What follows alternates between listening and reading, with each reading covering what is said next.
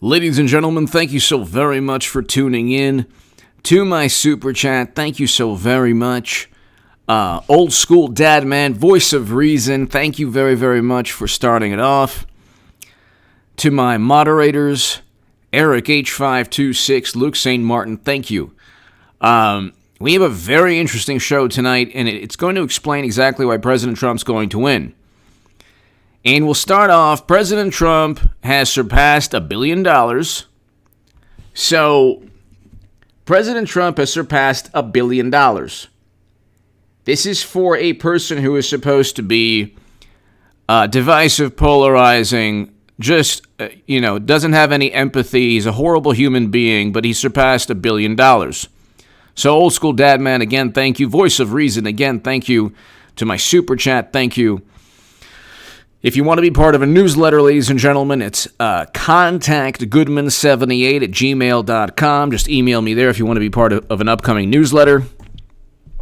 But this is very, very interesting, and there are two professors, both of whom have been extremely accurate for the past 30 years. They've predicted, almost every single presidential election. And there's one, they both predicted 2016, but there's Helmut Norpoth, who is actually going to be right in 2020.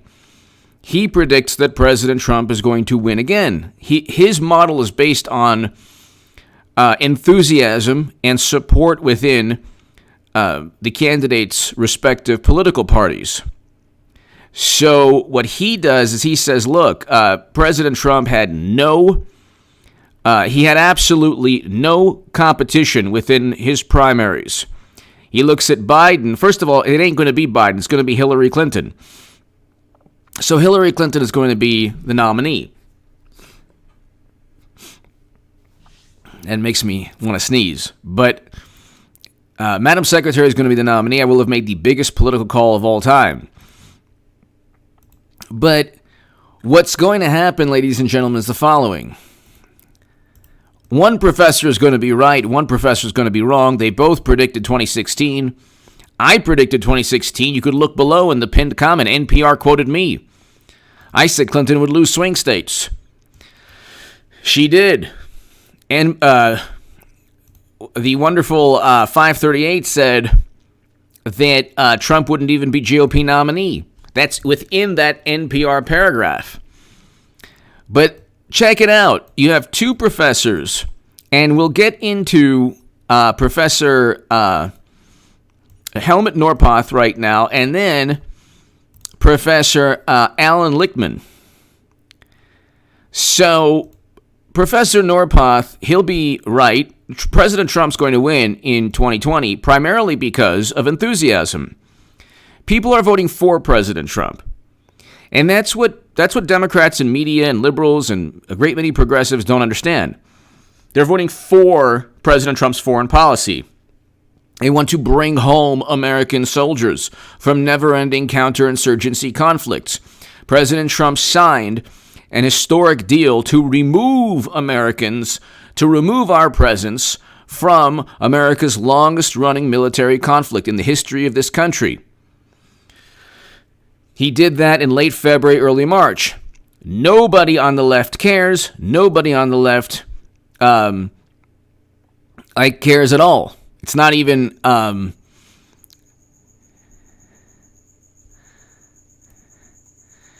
nobody on the left cares at all. So I'm trying to I'm looking at some of these. Thank you, Eric. Lux Saint Martin, Eric H526. But here, really quickly, Professor Alan Lichtman, who has accurately predicted elections since 1984, says Biden will win. Okay, so people are voting for President Trump. They want to reverse U.S. foreign policy. If you want to keep Americans in never-ending counterinsurgency conflicts forever, if you want to do that and keep them there forever, that says something about you. So I could, each side, the only side that does this, the only side that actually says, well, you're a bad human being for voting for Trump, is the Democratic Party, because they don't know why people vote for President Trump. They don't know why people vote for President Trump. So one of the biggest reasons is because Trump is reversing U.S. foreign policy. We also had nationwide record low unemployment. This was before the pandemic. You have 5 to 7 Democratic-run states that account for around half of all the lives lost in this country. Red states are doing a lot better.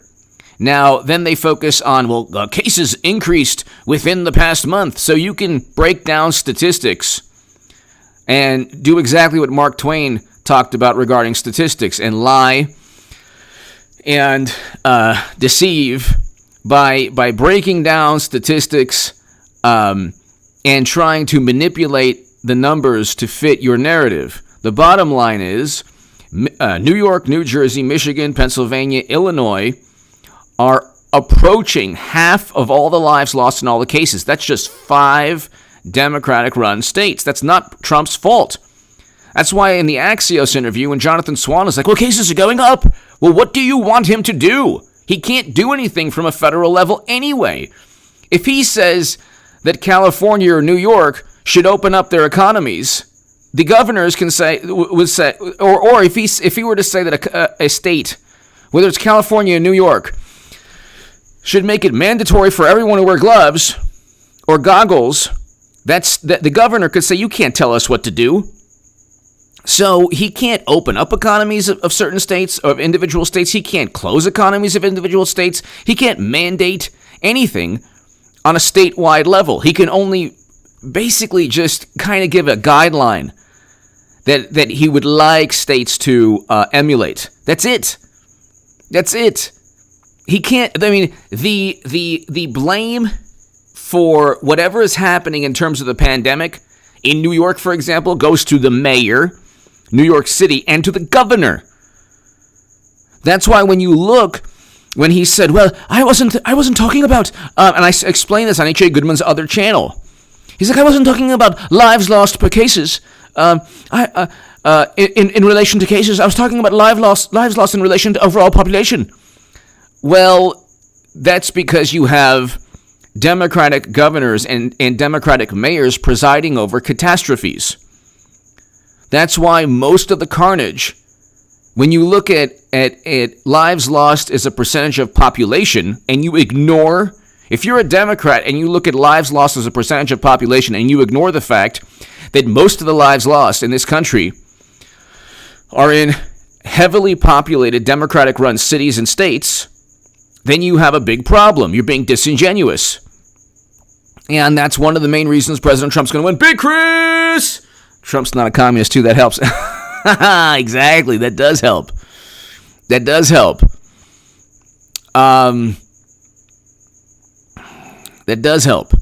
But,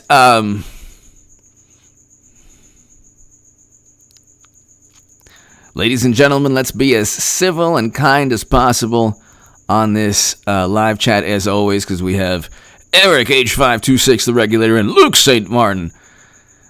A quick draw, Lux Saint Martin. But I'm kind of, this is like a long-winded preface. Thank you, Big Chris. Thank you, Big Chris, as always. I hope all is well. Big Chris. But this is like a long-winded preface to Professor Alan Lichtman. He says that President Trump isn't going to win. Well, one of the things he said, he has 13 key factors. So we had record low unemployment prior to the pandemic. We have social unrest, but the social unrest started 3 days after Biden told Charlemagne the God the most offensive, racist, arrogant comment that's ever been uttered by a politician in the United States of America.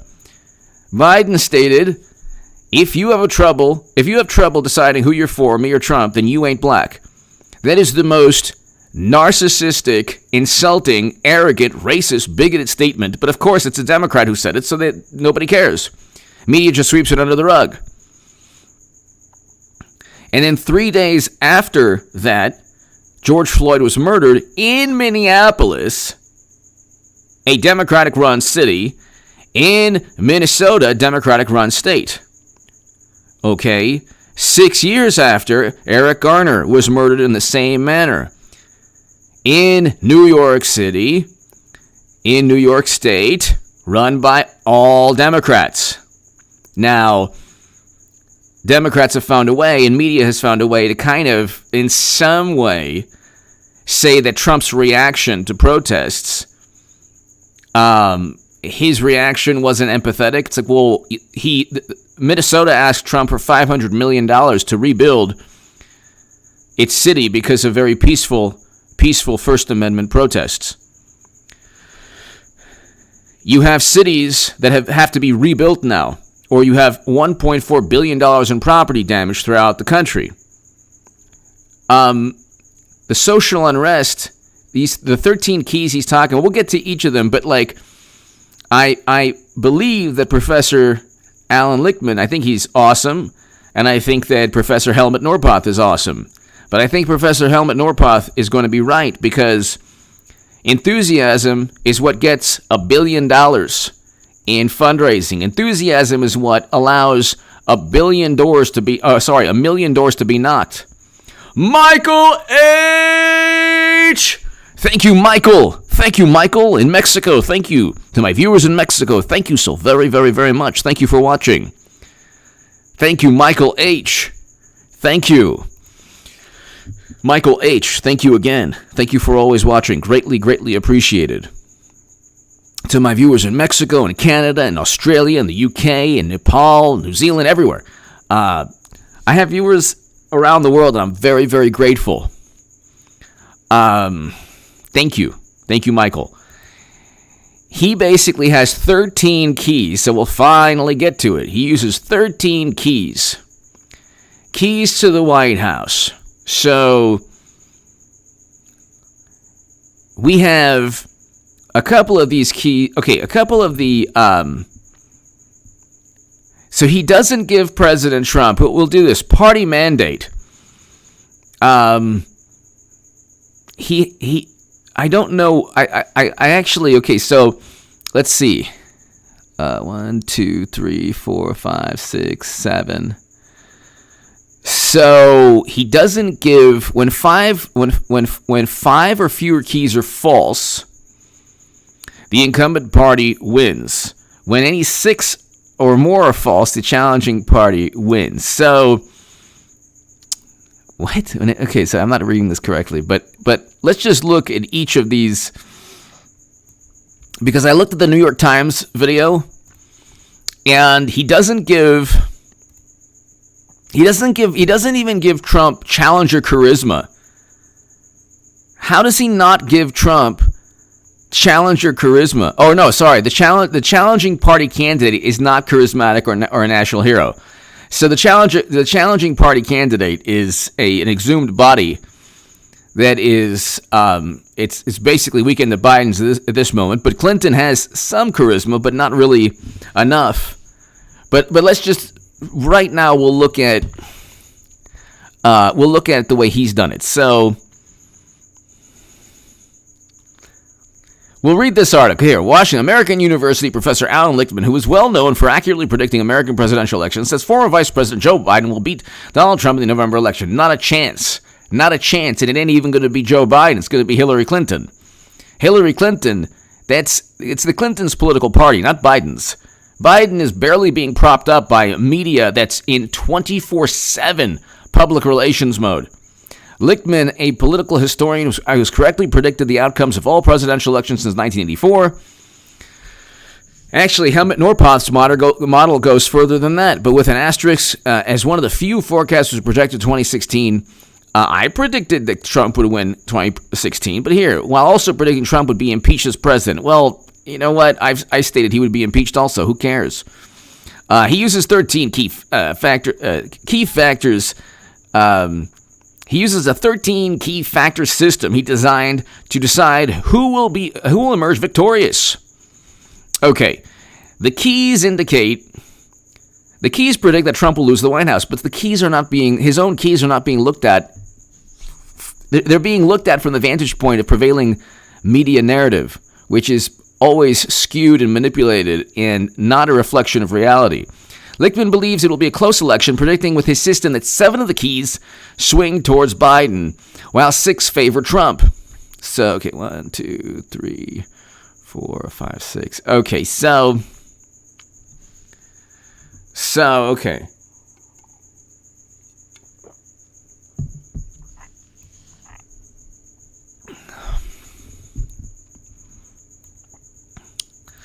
Let's read this. So, let's see.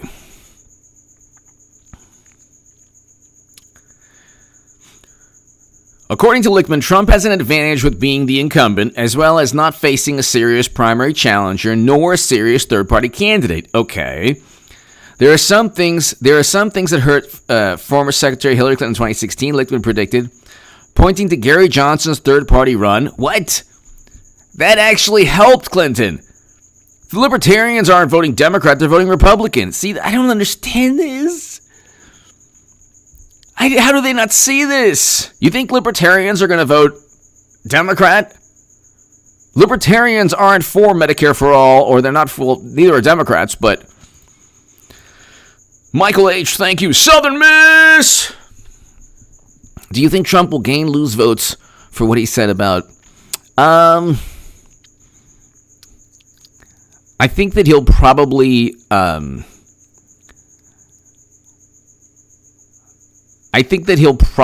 gain votes from left-leaning people as well. I'm talking about he'll probably gain more votes from left-leaning people than even from conservatives. Conservatives are already going to vote for President Trump.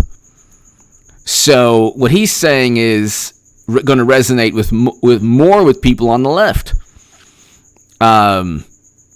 Southern Miss, thank you, Southern Miss, thank you. So let's check it out. So here, I spent this whole time talking. According to Lichtman, Trump has an advantage. Okay, and just how the Democrats' failures in the 2014 midterm elections may have impacted the national contest in 2016. Lichtman predicts GOP losing the House of Representatives in 2018 could have the same negative effect for Trump. That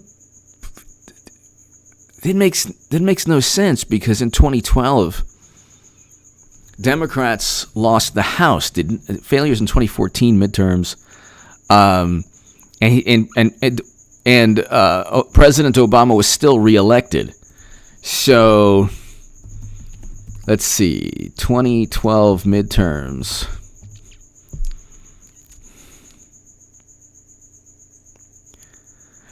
The Republican Party retained control of the House of Representatives in 2012. So,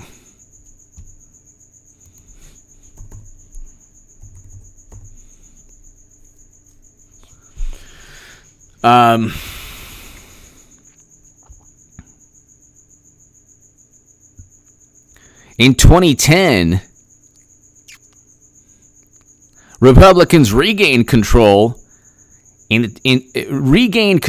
with 63 seats in 2010, and then President Trump still won in 2012. So what does that have to do with anything? Again, I don't understand this. I don't understand. The Republicans' loss to the House not only gives Trump a 0 in that category, but it also leads to losing another key dealing with scandal. Well, okay, he doesn't get a key. He doesn't get a key. Trump doesn't get a key. He doesn't get a key for losing, for people like Paul Ryan losing the House. Because these are stodgy, old, weak Republicans who were just like Democrats on foreign policy and other things. And who basically said, here, please investigate Trump, yeah. So you have the Mitt Romney and Paul Ryans and Jeff Flakes and John McCain's of the world and the Lincoln Project people. They lost the House, fine. In 2010, Republicans gained 63 seats. Democrats lost 63 seats. And President Obama still won in 2012. So why doesn't he get a key? Why doesn't Trump get a key? No key for Trump. No key for you. Cryptomorphous! Could Amal Sena acting like Biden? Yes! That's good. No, the answer is no. But yes to the comment. Oh my God. Oh my God. They'd have to like check the the water bottle or the whatever the person is drinking.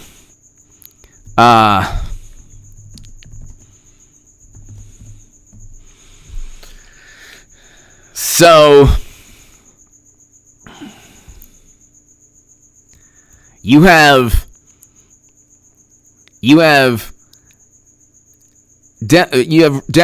Republicans lost 42 seats in 2018. Democrats lost 63 seats in 2010. Okay, so Trump lost less than President Obama did. President Obama got reelected, but Trump gets no key and he won't get reelected. How does that work? Okay, well, let's continue. Then he doesn't get a key because of scandals. They fabricate every scandal against Trump. It's like nothing. He never worked with Russia. The Clintons were part of a Whitewater deal. Madam Secretary did use servers. Oh, and I actually did engage in the Oval Office. Of course, that was a fabricated scandal. I was in the Oval Office, and we were talking about intercontinental ballistic missiles. And I said, well, do we have that papier-mâché Russian rocket? Because I want to show everybody what happens when the rocket is launched. And lo and behold, my trusty advisors did not give me the papier-mâché missile. So I said, what can I do to duplicate this prop? And then one thing led to another, and it was a big problem. And I said, well, you know what? What about an anatomical prop? And then people took it, said I was out of line, but we were talking about the ICBMs. So that wasn't a scandal either. Every single scandal that Democrats get into, they actually commit the potential crimes, like the crimes, and then they get hooked up by media. Trump never committed a crime. That's why they didn't impeach him on anything to do with a crime. Michael H., thank you. I don't really think it matters. Show me anything that the left has done. Has changed voters' mind. Exactly. I don't think that Democrats haven't done anything. They haven't done anything. I mean,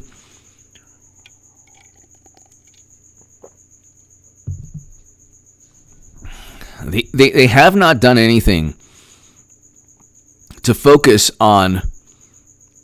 They haven't done anything to focus on communicating a reason. They haven't communicated a reason why anyone would vote for them. Nobody knows why a person should vote Democrat in terms of policy. What policies do they want? They don't want Medicare for all. They don't even want to legalize cannabis. They don't want anything. They don't want. What policies do they want? Foreign policy. They want to keep the same foreign policy as the wonderful Lincoln Project people who got us into never-ending counterinsurgency conflicts. So what do they want? What do they want? They don't want a Green New Deal legislation.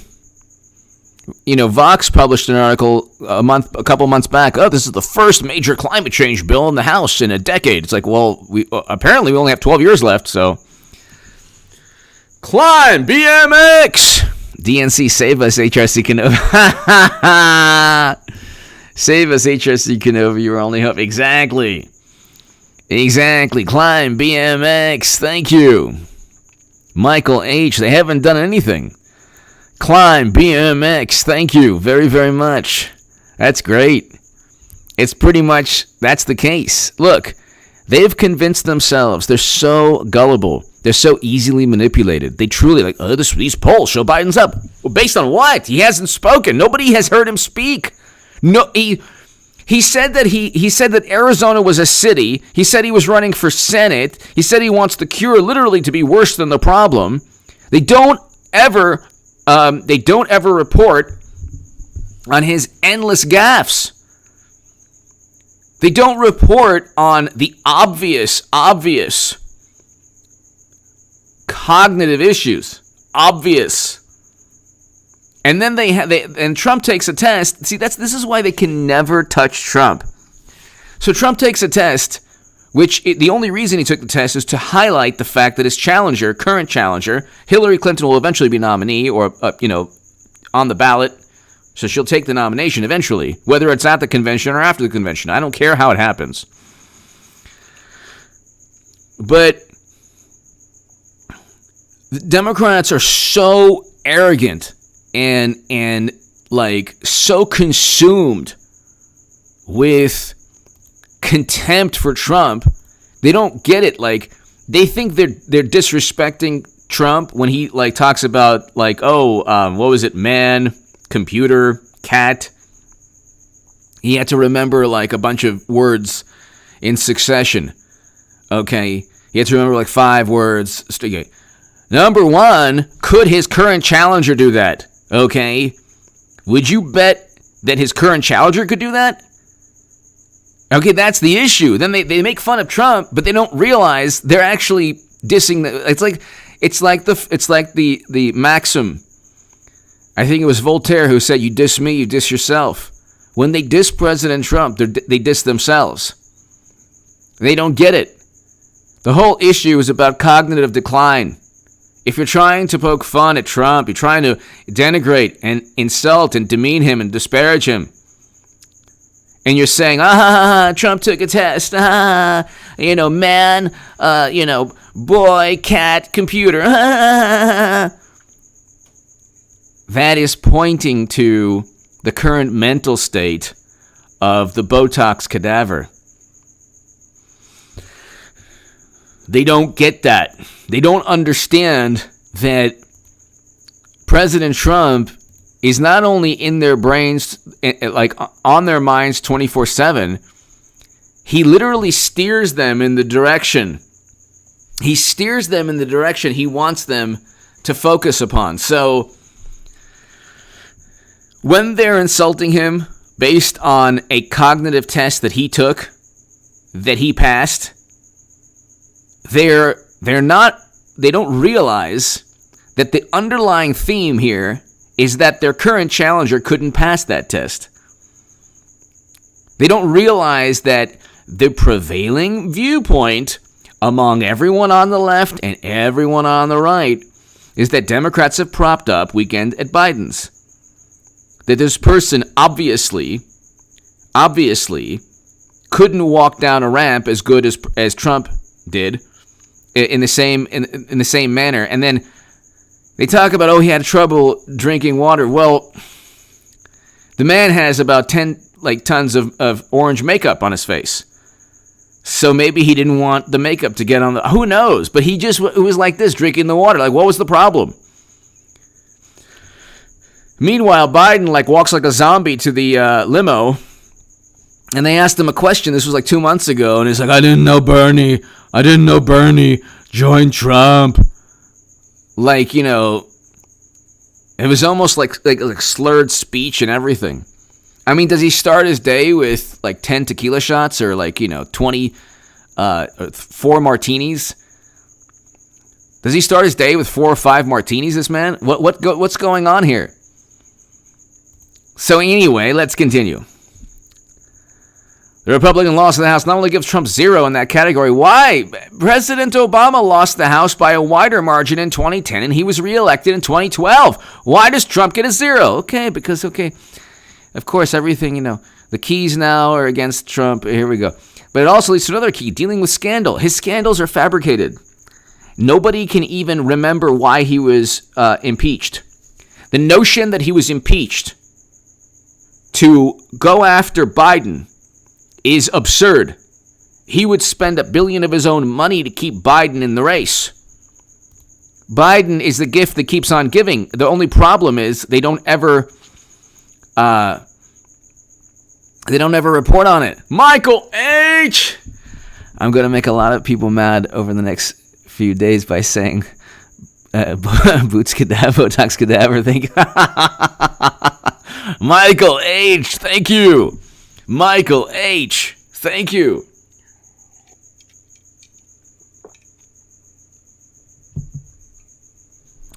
Thank you, Michael. Thank you. I mean, they don't want debates. And then one was it like Friedman in the New York Times was like, oh, yeah, well, you know what? We should see Trump's taxes before he debates. Why? The IRS has Trump's taxes. What are you trying? What kind of logic is this? Okay, then we should audit, and we should see the results of the audit of the Clinton Foundation in Dallas. There's a Clinton Foundation audit right now, isn't there, in Dallas? Before Trump debates Biden. Does that make sense? What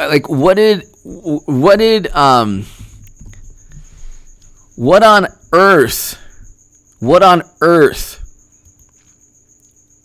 This is an article in the Dallas Observer, the Dallas IRS office that's quietly determining the fate of the Clinton Foundation. Well, we haven't heard about this yet. Okay. But like these ultimatums are hilarious. Well, you know what? Trump should jump on 1 foot, and he should jump through a fiery hoop, and he should do some breakdancing, and he should do all of these things and swim across a river full of piranha, and he should wrestle a great white shark. And he should do a bunch of these before Biden even thinks of debating him. Why? Why? Because you're petrified that Biden would get eaten alive by Trump. Biden got decimated by Bernie Sanders. That was like a moment, like, oh my God, he said he wanted to cut Social Security. I never said I wanted to cut Social Security.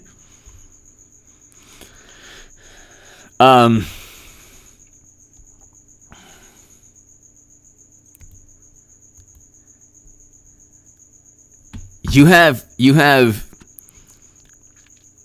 nothing. Okay.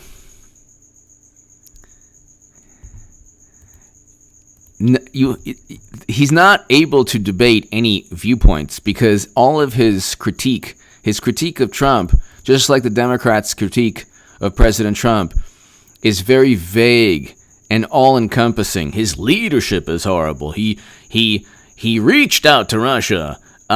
He's polarizing. He's divisive. What is specifically his response to the pandemic has been bad? Well, give us specific. Did he tell people to go to? Did he put infected people in old age homes like New York's governor? What specifically did he do? He can't give you a specific. Well, he's just a really bad person. He lacks empathy. Oh yeah, you can't find less empathetic people than Democrats. But so it's like Pete Solano. H.A. Biden said Trump has intercourse with the world. Biden said Trump is not. Wait, Biden said Trump has not had intercourse with the world. Then says dealing with issues. What is he talking about? When was that? Michael H. Botox cadaver. Thanks for. Thank you, Michael. I figured it was that. I appreciate that. Michael H. Thank you. Thank you. The Botox cadaver. And there's also the exhumed body. He communicates like an exhumed body. He looks like a cadaver that got Botox and plastic surgery. Pete Solano. I gotta see if Trump. So let's say, but he was talking about domestic violence, Biden, and he said we have to punch at the problem. He's so clueless on everything he says. He's like, we gotta punch and punch and punch. What are you talking? That's a bizarre way to describe the topic you're now talking about. Only Biden would talk about domestic violence and say we have to punch at it. He's so clueless. And the Democrats are like, this person is who we need. He's so much more empathetic than Trump.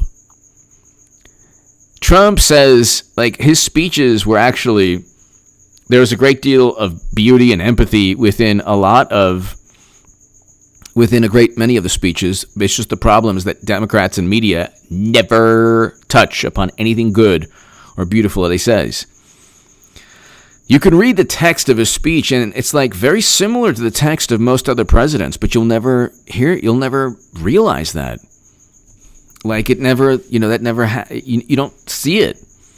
Southern Miss! Trump is going to Tulsi Gabbard Biden. Oh, I think so, but I don't even think Southern Miss. I don't even think that. I think it's going to be Clinton versus Trump at that debate stage. It has to be. That'll be the biggest political call of all time. Southern Miss. Thank you, Southern Miss. Tuan win.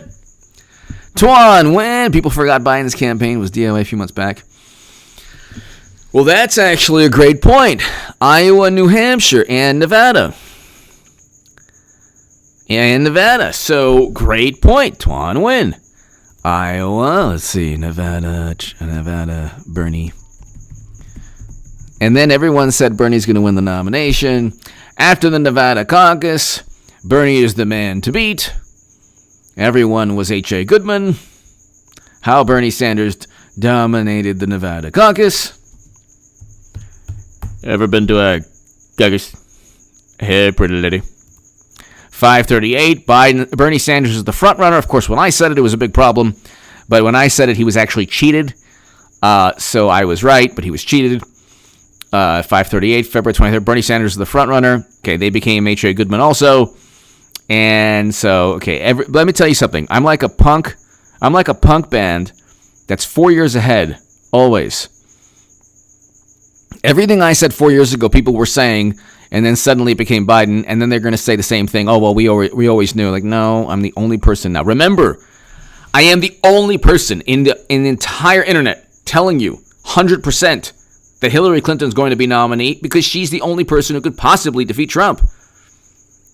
They're corrupt, but they're not, and they are inept, and they are duplicitous, and they're disingenuous, and they cheat all the time. But they haven't lost all their marbles yet.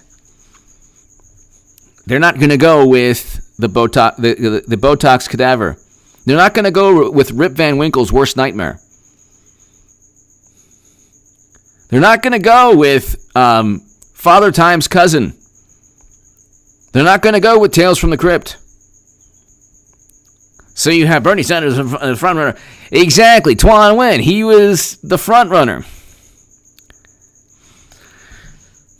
And then it just, Lux Saint Martin! Lux Saint Martin, thank you! Jimbo Jetpack getting fired up. Jimbo! Lux Saint Martin, I'm starting to lean towards Susan Rice as Joey's VP. She has, first of all, thank you, Luke, for being an amazing moderator with Eric H526 and for all that you do. Thank you, Lux Saint Martin, Eric H526.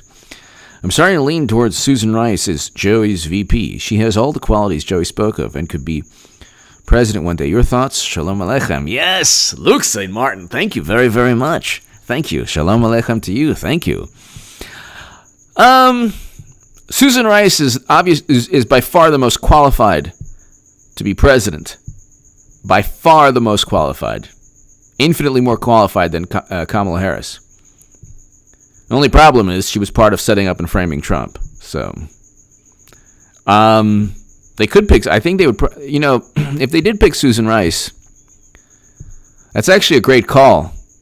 Because the Lincoln Project people would love Susan Rice.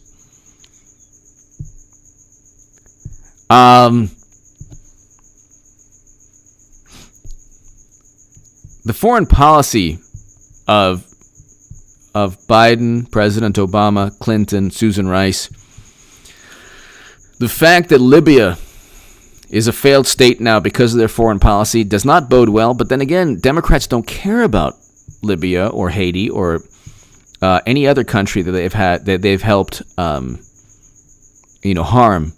in certain ways, especially Libya with foreign policy. Lux Saint Martin, that's a great call. It could very well be.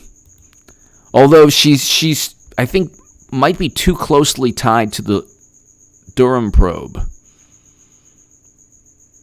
So, Lux Saint Martin, thank you. Do Elmo! Bernie was paid off, not cheated. I'm assuming you said Bernie. If Biden was paid off, he wouldn't even know what was taking place. Oh, this is... hey, come on now. Come on, man. Come on, man. Bernie was paid... I think that what happened... I could go... Do Elmo, thank you, first of all. I can go on forever. I could go on forever regarding what happened with Bernie Sanders. It's so depressing. Oh, it's so depressing. Do Elmo, thank you. Thank you. D. Velasquez!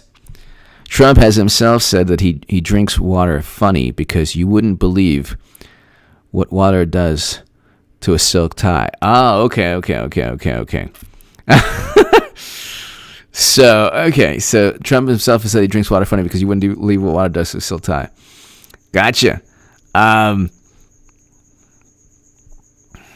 He said he had a silk tie and didn't want water stains. Gotcha. D. Velasquez, and this is the thing, I agree that there was no reason for anyone to care about how he drank water. But here you have, you know what it's like? It's like the Titanic is sinking, and, Democrats are like, look at that boat, only serving, fast food. Or only eating fast food on that boat. It's like, well, the Titanic is sinking. They're focusing on the most absurd things.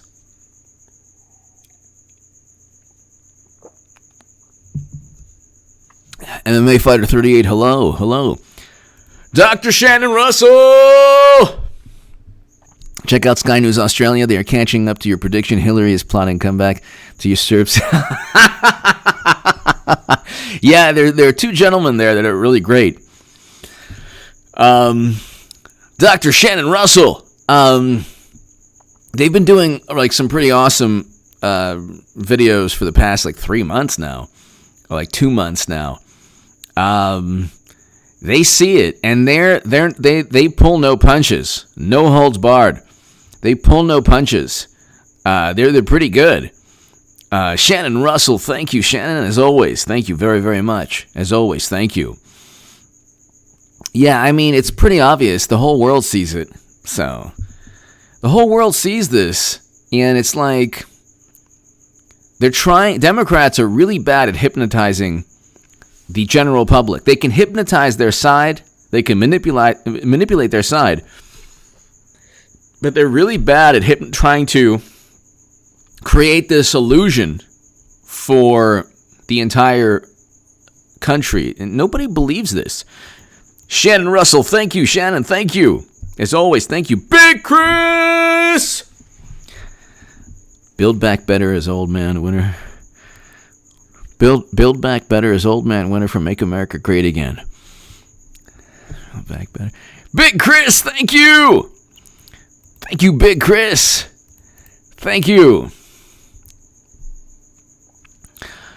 Oh, build back better. Yeah, that's right. Joe Biden's. It's so funny. Oh, my God. Oh, you know what, everybody? I'm going to donate to Biden. The super chat money that you give me, I'm going to donate to Biden. Oh, there's the. Who is making $1,000 donation to Biden? My God. Oh, my God. He looks like, those pumpkins that come to, the Nightmare on Christmas? He looks like one of the pumpkins on Nightmare on Christmas. Hold on, Nightmare Before Christmas. Who was the great director that was, he looks like Jack Skellington. Nightmare Before Christmas. They should do like an animated Biden series with the characters from Nightmare Before Christmas. It's just unbelievable. Big Chris, you're right. When he smiles, he looks like the Nightmare Before Christmas character. Jack Skellington. Big Chris. Thank you. Tim Burton. Yeah, he's awesome.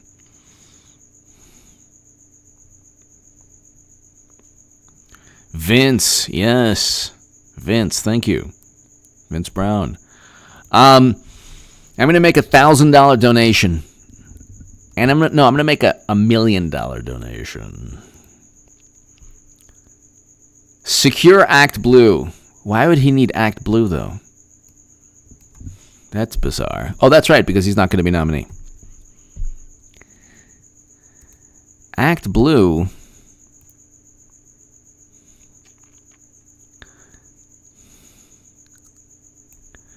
About Act Blue.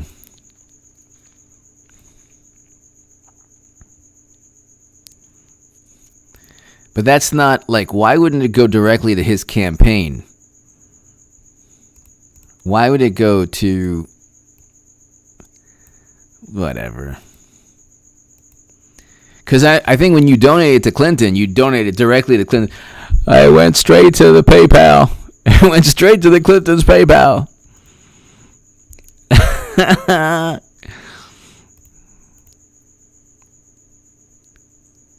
Wayne, hello.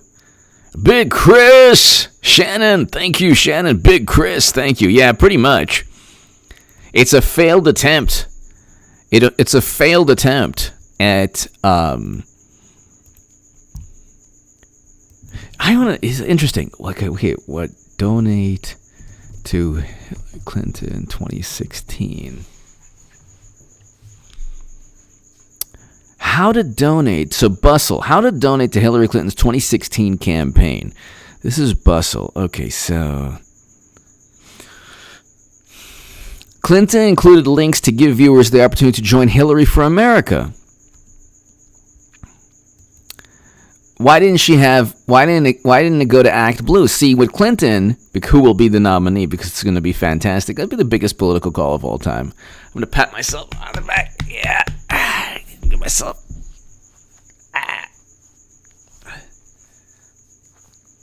Okay.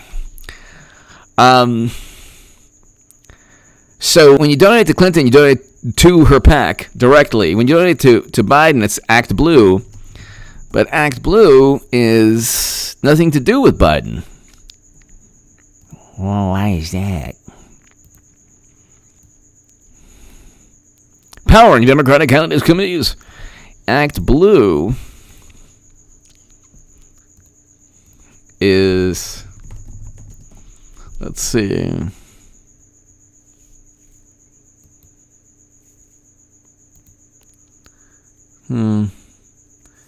It's just a nonprofit whose online fundraising tools have been used. So it's a nonprofit.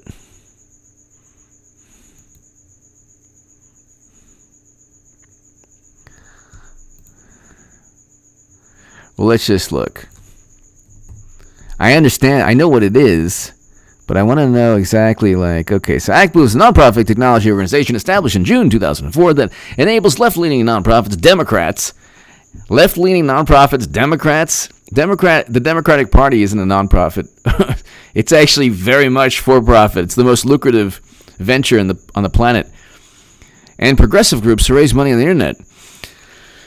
So why would you vote? Wayne Jones! Wayne Jones, hello! Hello, Wayne Jones. Hope all is well. Thank you for watching. Thank you, Wayne. Pete Solano! Biden is going to be the next old dude to do shampoo. Yes. What is that? Eucalyptus? Raspberry Supreme? I just want to tell you I love you. Biden, did anyone tell this man not to touch people? Don't touch me, Biden. Don't touch me, Biden. Pete Solano, thank you. Wayne. Wayne Jones, thank you. Thank you, Wayne. Thank you. Why do I need to be touched by Biden? What have I done wrong on this earth? What has anyone done wrong? My God. What kind of person do you have to believe that you're actually benefiting another human being's life by putting your slimy paws all over them? I just wanted to tell you. He's touching people's clothing. Have you seen this man talk to people? He's like touching people's clothes. I just want to tell you. Let me fix that tie.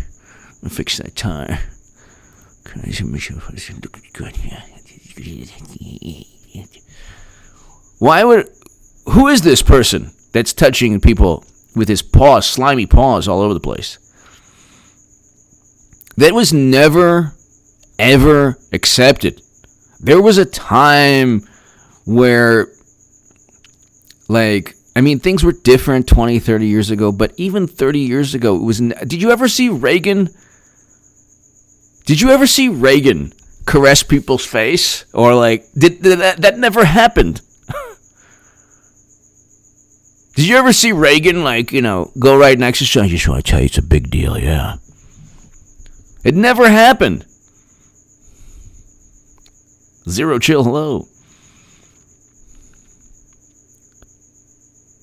Why? What is it about this? What is it about this man that that people see as this empathetic person? Tara Reid. They should believe Tara Reid, but of course, you know how that goes. Lichtman also pointed out massive social unrest. Okay. The social unrest, there is a valid, noble point for the protests, and then there are groups that latch on and that cause $1.4 billion in property damage. The fact that the media doesn't call it the way they see it and hides and sweeps under the rug any narrative that doesn't work for them, I don't see that as the same, because in the 60s you had civil rights, and then you had in the 60s and in the early 70s you had civil rights and you had an anti-war movement, but that did resonate. That did resonate throughout the country. Those were specific, grandiose, specific policy objectives to ensure that what we should have done as a country is, after Eric Garner, there should have been a nationwide training program, or training should have, President Obama and the wonderful Democrats should have said, okay, look, we have to, throughout the country, alter training or update the training of law enforcement to ensure that this does not happen. You cannot put your knee on someone's neck. You cannot prevent them from breathing. And instead, Democrats and media did not do anything.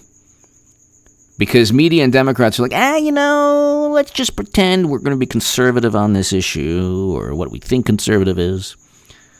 But people like Rand Paul, Van Jones stated that prison reform legislation has been furthered far more by Republicans than Democrats. Well, they wrote the crime bill. And Kamala Harris is a prosecutor. Val Demings is a police chief with a history of excessive force for her police department. And I support law enforcement throughout the country. I support law enforcement, and I support police officers who risk their lives every day. The vast majority are great people, great human beings who risk their lives, who protect lives, and who will protect you or will come to your defense when you need them. But there are, just like there are bad doctors, lawyers, bad everything, there are certain bad apples. And the training, there should have been an issue with training.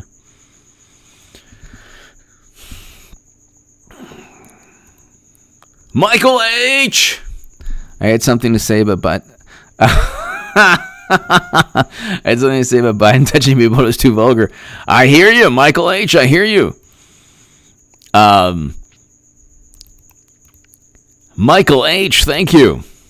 Well, I mean, Biden is. He is just.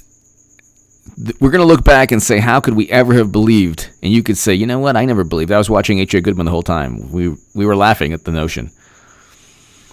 But the thing with the protests, and this is why President Trump is going to win even on that issue. Protesting protesting to ensure police brutality doesn't exist is a noble thing. Police brutality exists primarily because training.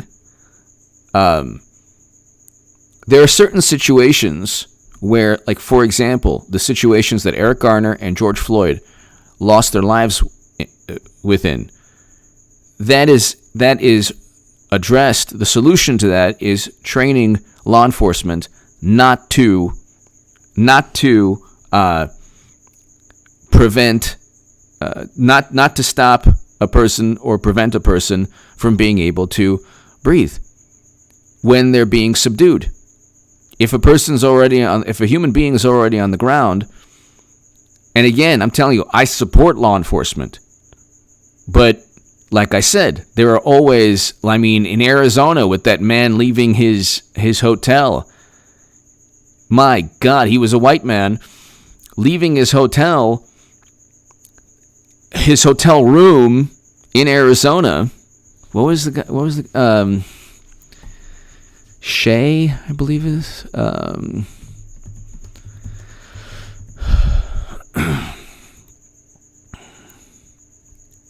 Daniel Shaver. One of the most horrific things you've ever seen in your life.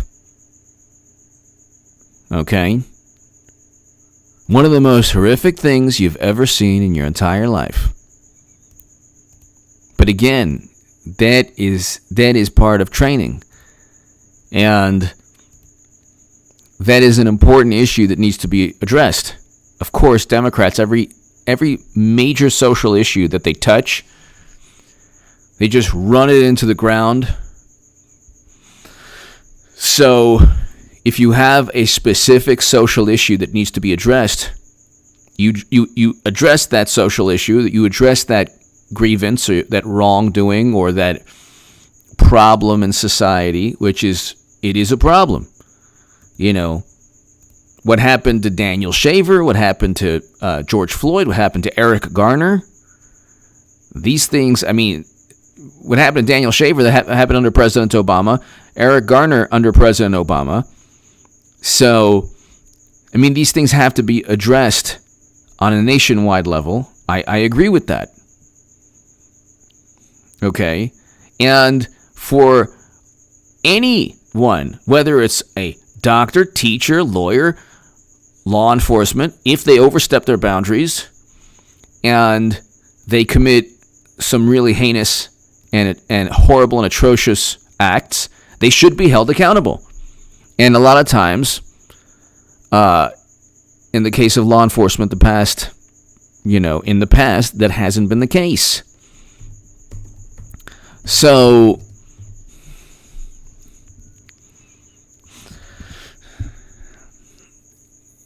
but see, again, these are issues that are important, but they're not being addressed. You cannot say that all law enforcement is bad. If you encounter a bad lawyer, you don't say all attorneys are bad. You don't say all doctors are bad because of a medical malpractice suit. You don't say all politicians are bad when you're giving $1,000 to Act Blue for Biden, who will eventually be replaced by Madam Secretary. But the way Democrats and media work is like, they, instead of nuance, instead of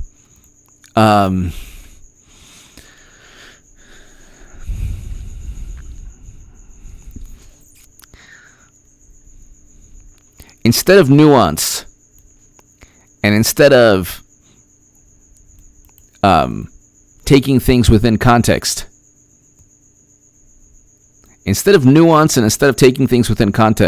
what media has done is they've taken important issues and they have redefined them. They've redefined them as left, right, or anti-Trump, anti-Trump. That's it. And with that, I mean, when the whole thing with Kavanaugh, for example, and then Tara Reid, you see the duplicity and the hypocrisy. And you see what's happened with the social unrest, which is one of the keys. So,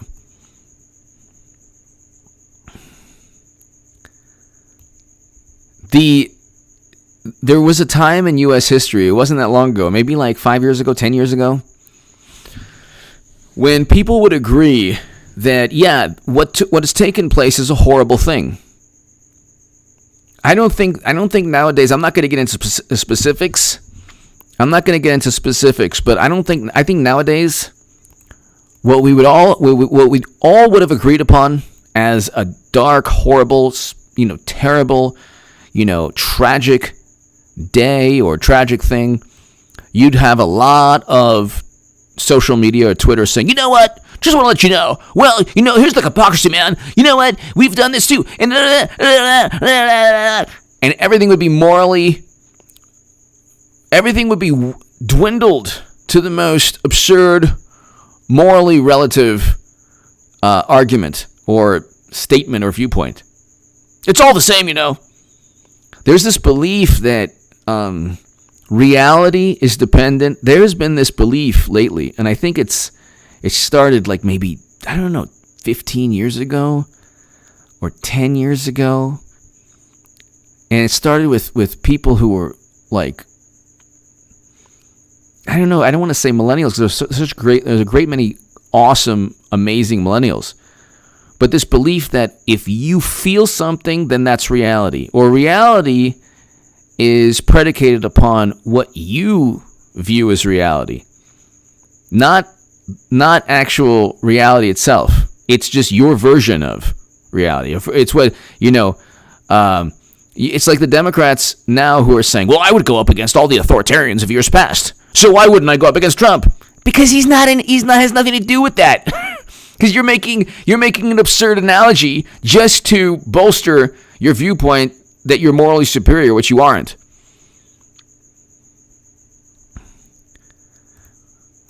But you have these 13 keys, getting back to the 13 keys.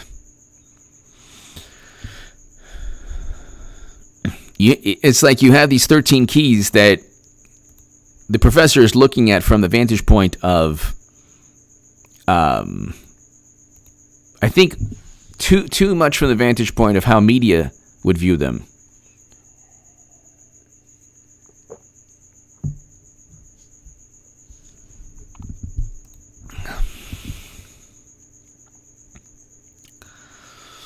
So that's why that's why it's difficult. It's difficult to get polls. Polls were more accurate years ago, like 10, 15, 20 years ago. Before 10 years ago, polls were a lot more accurate because nobody had cell phones, social media, internet. I mean, they had internet, but nobody had. 15 years ago, you didn't really have a tremendous capacity on your phone to just surf the internet. I mean, you could. I think 15 years ago you could, from what I remember, but not everybody could. You'd have to have a good cell phone. Nowadays, you're not going to find people, even if you randomly choose, 1,000 people who would just miraculously answer their phones for a CNN poll. Hi, this is CNN. Oh, hello, CNN. Hi. Are you a Republican? Why, yes, CNN, I'm a Republican. I'm absolutely a Republican. Is this CNN? Honey, it's CNN. I have all the time in the world. It's 1 p.m. in the afternoon. Are you busy? No, I have all the time in the world. I'm a Republican. Are you voting for Trump? I don't think so, no. We found that Republican support for Trump is dwindling. That's not the way it works. Trump supporters aren't going to answer the phone when it's CNN. Trump supporters aren't going to answer the phone when it's CNN. People have they have a million different things they can do. They have a million different viewpoints they can listen to.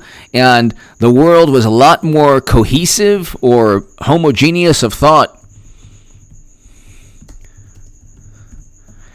A lot more like there was more of a collective sense of how society should run. There was more collective agreement or viewpoint. There was more of a consensus on how society should run, or what is viewed to be extreme. Now you can have an extreme viewpoint elevated and magnified on Twitter. Most of the country would be like, "Why not? What?" But their voices won't be heard, and you'd get CNN. Statues pop up of Madam Secretary. News at 5. Liberals are worshiping statues of Madam Secretary. I think that's bizarre. Well, why you think that's bizarre? Misogyny much? And so, whereas these viewpoints, there are political views now that either they're extreme or they're extreme, and the people who promote them don't really want to debate or defend them. So what they do is social media simply, magnifies whatever Democratic Party viewpoint or progressive or liberal viewpoint. It could be something that's noble, like Medicare for all. It's an important, Medicare for all is great, it would be wonderful, but progressives haven't explained how it's feasible. That's why one of the big reasons Bernie lost the election. In addition to getting cheated in Iowa. Care Bear! I'm so glad I finally caught you live again. Can't wait to see Joe debate Trump. Care Bear, thank you! I think it's going to be Clinton versus Trump, but if it was Biden versus Trump, my God.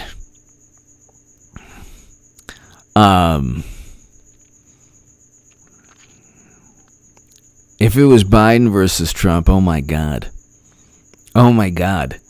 It would be like a great white shark versus a guppy. It would be a great white shark versus a guppy. It would be glorious, Care Bear. It definitely would be glorious.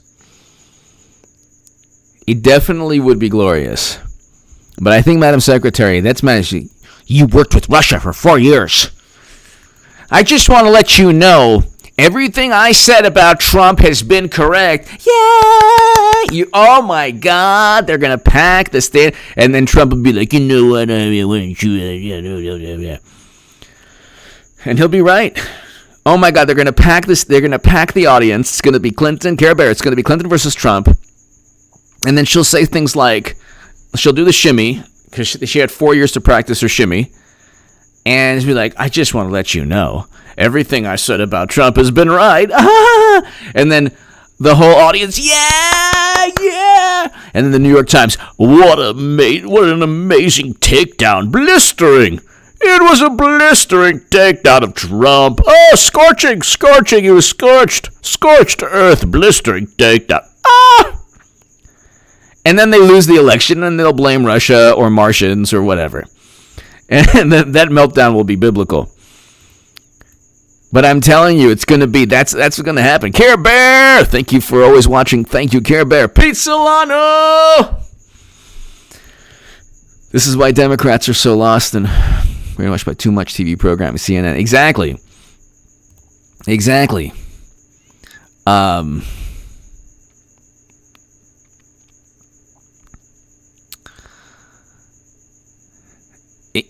It's interesting. That's why Democrats are lost.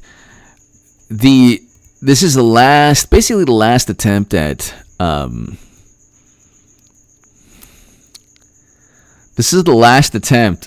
trying to utilize the influence of the media or Pete Solano. For 4 years, they tried to take down Trump through media, through Hollywood, through trying to insult him, demean him, disparage him, set him up, frame him, trying to,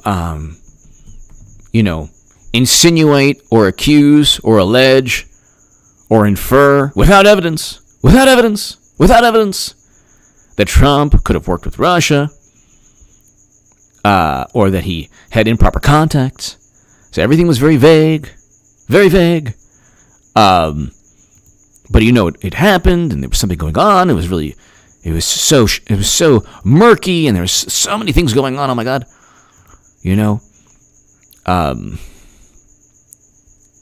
They will have done every single thing possible except defending their own political ideology.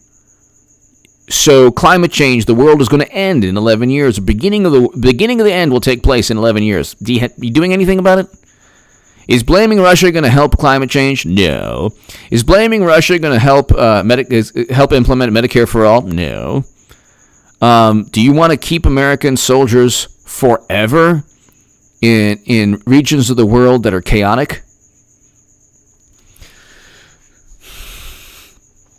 Cryptomorpheus, social distancing keeps hands in the race, probably. Cryptomorpheus.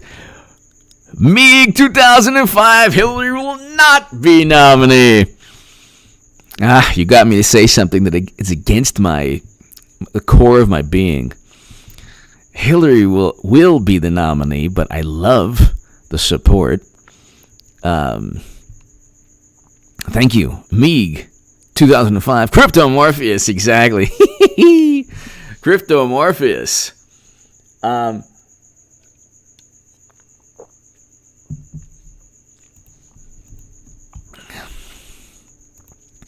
But there used to be a time, like, for example,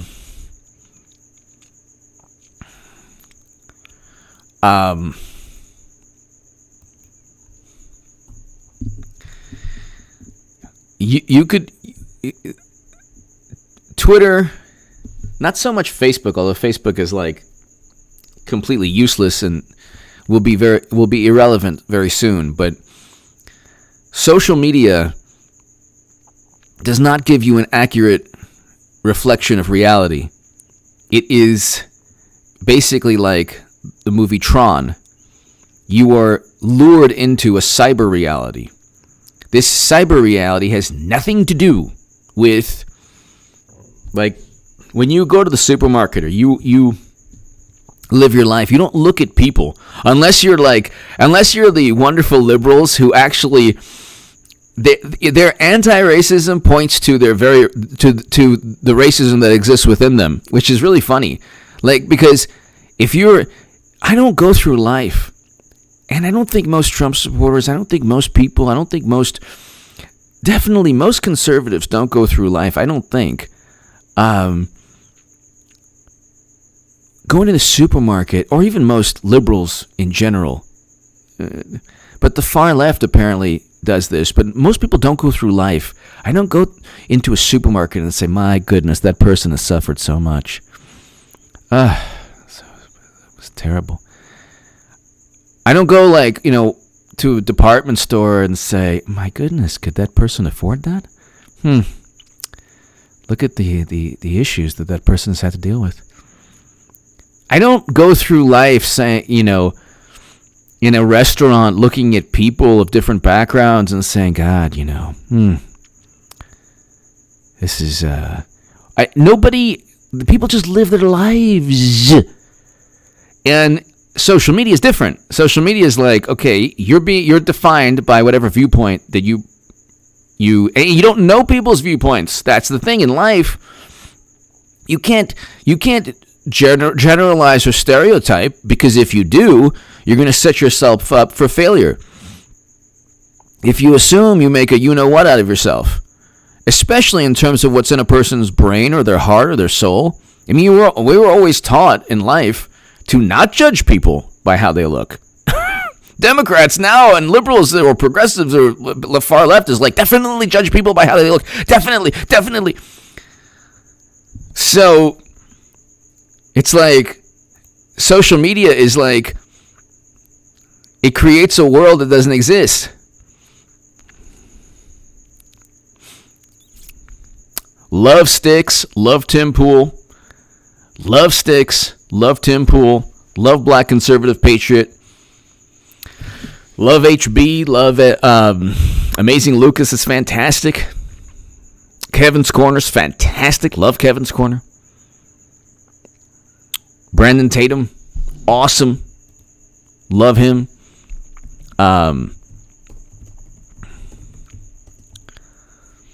So many great channels. But, like,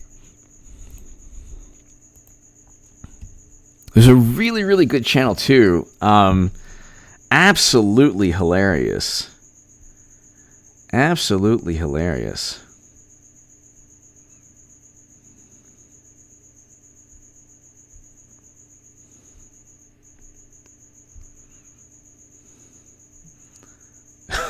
I'm trying to find hold on. This is a great channel. What channel is it? Hold on one second. I'll tell you right now. Oh, come on.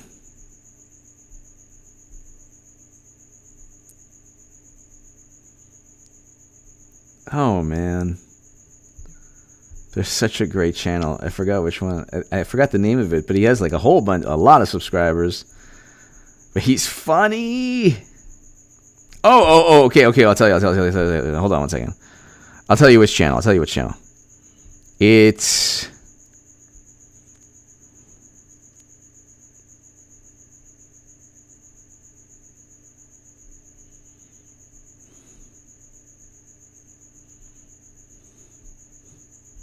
Okay, hold on.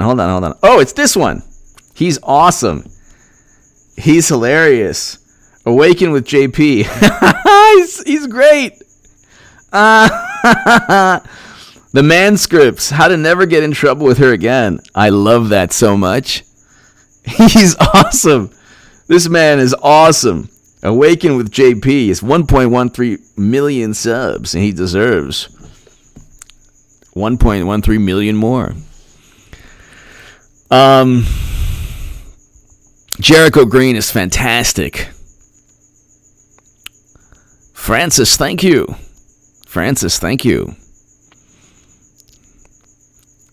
But,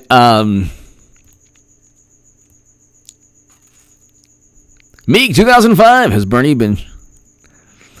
yeah, Bernie's like, I got a small favor to ask of you. Give up your soul for Biden. I got a small favor to ask of you. Replicate your DNA and send it via mail-in ballot to Biden. And this way, Madam Secretary will eventually collect the information. That's a small favor. What's the problem? Do you want Medicare for all or not?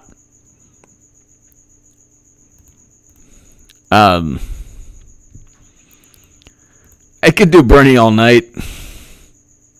Hey, watch your tongue with that one. I love the fact it's like the last second revolt that they have.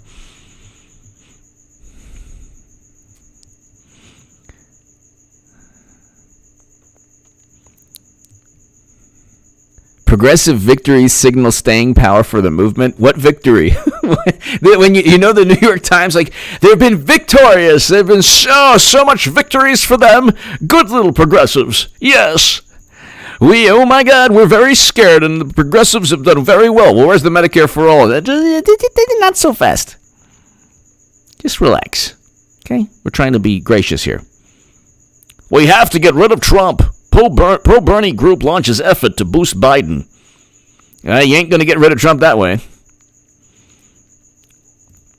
And then when they lose again, they're such narcissists, they're going to be like, oh, well, You know, the reason we didn't win is because there's just too much bigotry and horrible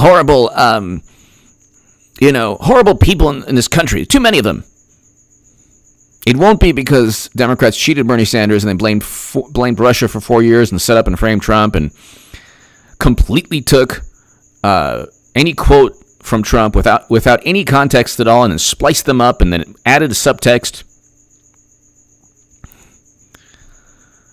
Sanders tweets he wants to tax Titans' obscene wealth gains. This is a shtick it's never ending now. He wants to, it ain't going to happen. He wants this, it's not going to happen. He wants this, he wants that, he wants this, he wants that. At the end of the day, Biden doesn't want to do that. So who cares? I mean, not to be disrespectful, but who cares what Bernie Sanders wants? Because it's not what Biden wants. I just want to let you know, Biden, I'm going to tax the wealthy and the Titans' obscene wealth gains. Hey, Simone, man, come on now, man. What? Come on, man. We're not going to do that, man. Okay. Whatever you say. Sandiford! If they win, they won. If you win, you cheated. Exactly. Didi win, thank you. Exactly. That's like, the thing is, like, social media, it allows people to marginalize and demonize and silence and disparage and denigrate opponents. Political adversaries or opponents or people with different viewpoints, but it stifles any debate. It's actually, social media is a internet platform that makes debate obsolete. So you don't even get into an actual intellectual discussion. And then if you do, it devolves into name calling, which, I knew you were a Trump supporter, and this happens on the left all the time. Yeah, look, you know what? You're just going to have to vote for Biden because, honestly, Medicare for all is not feasible. Not feasible? All I want is healthcare! You can get a healthcare plan, you know. It's just, you know what? Vote for Biden, and then eventually, if Madam Secretary becomes nominee, which she will, because I've been listening to H.A. Badman, the nut, the loony, and he's still saying that Hillary is going to be nominee. I don't see how that's possible. The Democrats really care about their political party. But, you know, just vote for Biden. You don't want Russia to decide our future, do you? Listen, man, I don't care about Medicare for all. If we don't have Medicare for all, what's the point? What's the point of what? What's the point of voting for Biden? Oh, so you're a Russian supremacist enabling. So you're a Russia bot. I'm going to go ahead and find out where you work. If you still have a job, I'm going to get you fired. Yeah. I'm going to tell all your friends on Facebook and Twitter. And you will be erased from social media and from the internet itself. How's that? Oh, man. Come on, man. What are you talking about? Trying to be a Medicare for all. Help you, man. You'll vote for Biden, right? Yes. Okay. Good. Because when Clinton becomes nominee, you'll vote for her too, right? What? No way. Oh, yeah. Okay, yes, fine. Jimbo! I think I know who it might be. Madam Secretary. The Golden Moo-Moo! I will be the Democratic nominee for POTUS in 2020, not Biden. Exactly. Exactly.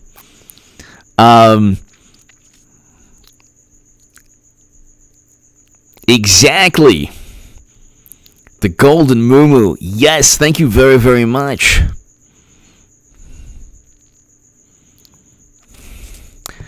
Rand, it'll probably be November 3rd in the evening. Probably November 3rd. The Golden Moo-Moo! Love it. Love it.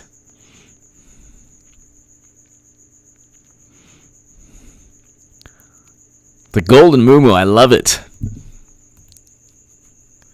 So here's an example. Like Bernie says he wants to tax titans obscene wealth gains. How would that help working people? How does the money go from the titans to the working people?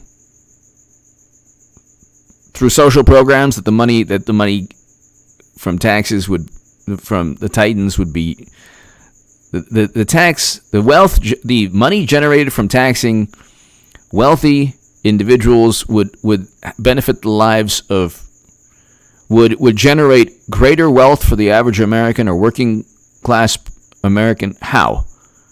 This is why their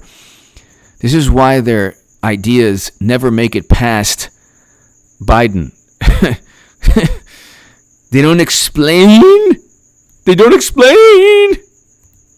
So you're taxing the wealthy. How does that make other people rich, more wealthier? How does that increase how does that better the lives of working class people? They haven't explained that.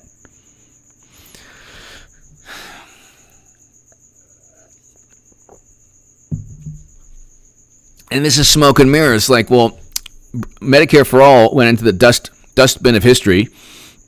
And then August 5th, I will be introducing legislation tomorrow to tax the obscene wealth gains billionaires have made during the public health crisis. And eventually, when that bill goes nowhere, nobody will remember, but they will remember the tweet. It's like the biggest issue, Medicare for All, now they're not even talking about.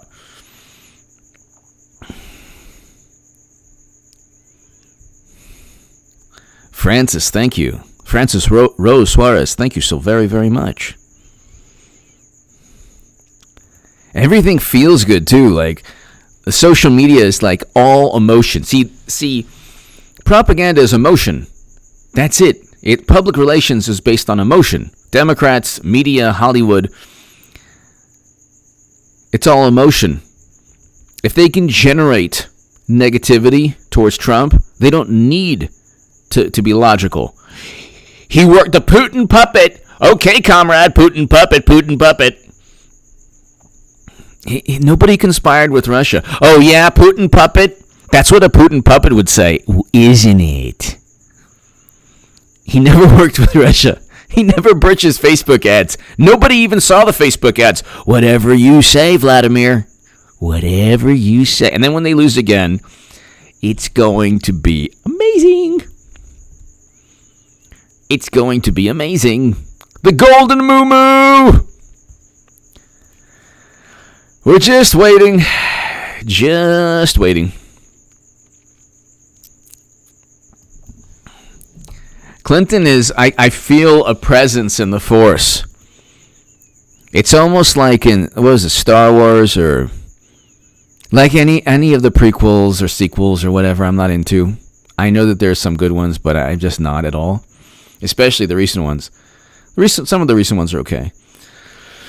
But I'm just the first three, or the middle three, or whatever. But what was it? He's like, I feel in the Force.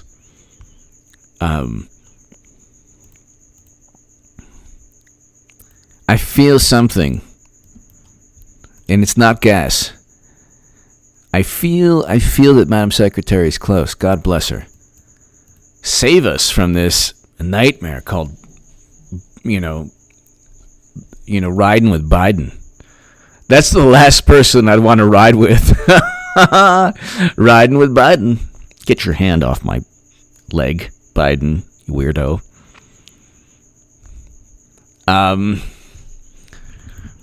Let's see. Jimbo, I feel a disturbance in the Force. Yes. Jimbo, I feel a disturbance. Let's see here. So Biden's only going to appear virtually. He's not even going to the convention. He's going to accept. So let's just say Hillary Clinton doesn't take the nomination.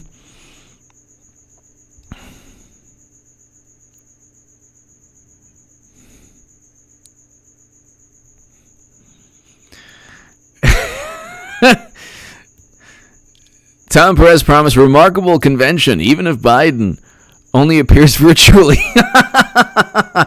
Just, you know what?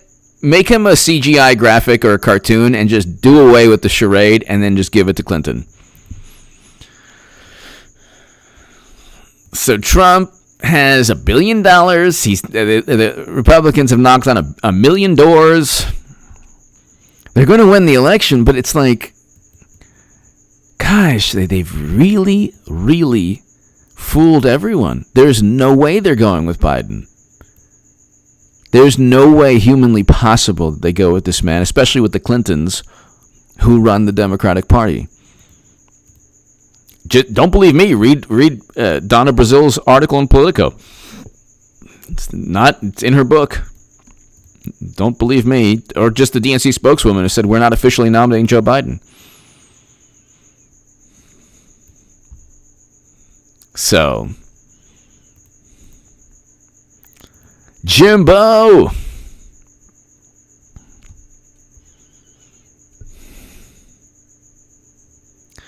Let's see here.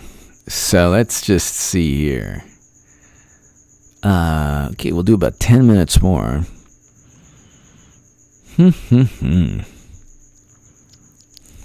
So Clinton today, what did Clinton do today? Yesterday she warned of Trump sabotaging the Postal Service. This is all to help Biden. Yeah, right.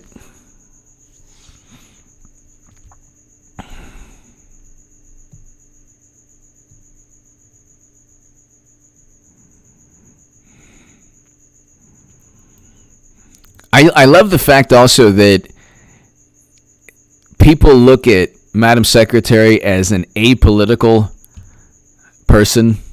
I love that. Jimbo Perez, not wrong.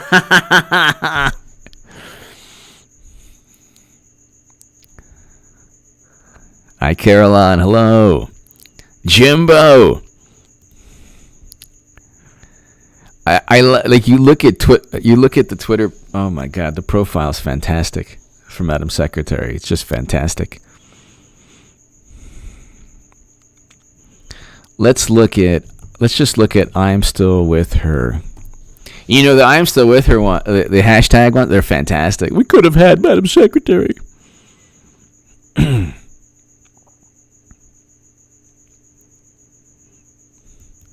Oh, this is hilarious. No comrades under 1,000 subs. I think that, so they, any person, this is so great. It's happening, people. It's happening. Do you understand it's happening? I've even surpassed my wildest dreams with all of this. I know I sound like I'm, heading to the loony bin very soon, but I'm trying to tell you. No comrades under 1,000. This is a hashtag that Democrats... This is a hashtag that Democrats have used, I believe, just to silence the voices of anyone who disparage Democrats that have under 1,000 subs. So it's no comrades under 1,000. Which basically targets the left more so than anyone on the conservative. No comrades. That's so great. What is what does this even mean? Oh my God. This is so great. No comrades under 1,000. They are so the mind meld is complete. No comrades on it. It's been such a happy experience seeing people help each other out. Wait, hold on. I'm trying to read. So this is about ignoring anyone under 1,000 subs.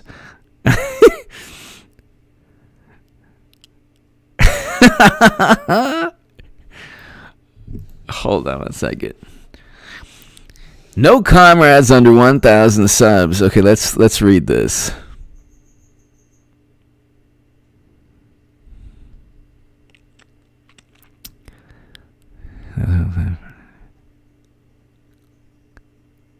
I don't even know what that means. What does it mean?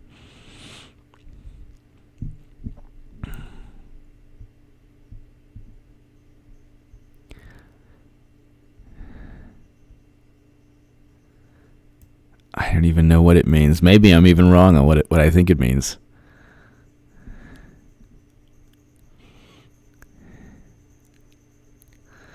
So what is that? What is the point of that hashtag? Twitter, okay. Twitter hashtags and topics of the day. I think it's basically comrades reply. Okay, so still seeing way too many comrades under 1,000 subs. Okay, so here we go.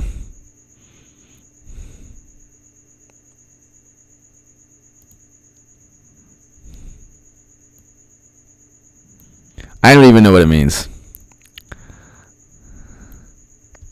Okay, Biden's not doing Medicare for all. My God, the left is like gets played all the time. It's unbelievable.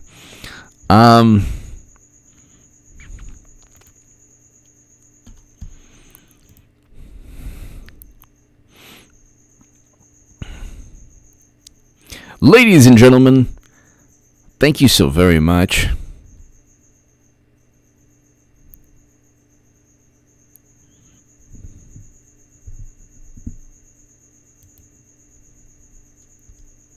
Actually, I don't even know what exactly it means. I'm trying to wrap my head around this because I don't have Twitter.